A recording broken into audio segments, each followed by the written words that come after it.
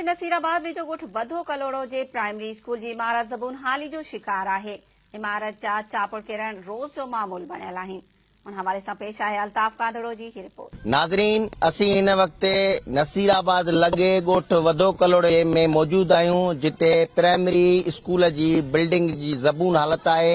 हिक रूम में 182 ॿार आहिनि, जिते ॿार तमाम तकलीफ़ुनि सां मुंहुं ॾेई रहिया आहिनि। उन मुतलिक़ अचो त हिते तव्हांजो समाजी वर्कर कामरेड मुज़फ़र क़लोड़े खां असीं हाल अहवाल वठूं। सही इंतहाई अफ़सोसनाक सूरत हाल आहे। असां इन सिलसिले में जेका छित आहे स्कूल जी उहा इंतहाई ख़तरनाक सूरत हाल में आहे ऐं 182 शागिर्द हिन में पढ़नि था। कमरो हिकिड़ो आहे, 3 उस्ताद आहिनि, जेको आलमी या मुल्की सतह ते जेके स्टैंडर्ड आहिनि तइलीम जा, बहितर एजुकेशन जा, उन्हनि जे सरीहनि ख़िलाफ़ त हिकिड़े स्कूल में हिकिड़े क्लासरूम में 182 शागिर्द पढ़ी नथा सघनि। गर्मी आहे, गर्मी जे करे ॿारनि खे कीअं पढ़ायूं, ॿार नथा पढ़ी सघनि, उस लॻी पई आहे।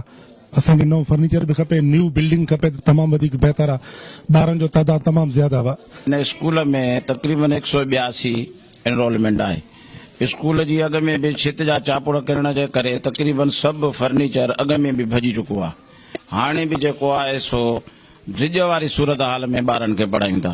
हेड़े जदीद दौर में भी असांजे स्कूल जी पोजीशन सिचुएशन एकदम अखियुनि सां ॾिसो था पिया त छा सूरत हाल आहे। असां वॾे ख़ौफ़ वारी सूरत हाल में असां ख़ुदि ख़ौफ़ज़दा हूंदा आहियूं त कंहिं बि वक़्तु हितां छित किरी सघे थी पई, को भितर किरी सघे थो, असांखे असांजे ॿारनि खे ज़ख़्मी करे सघे थो पियो।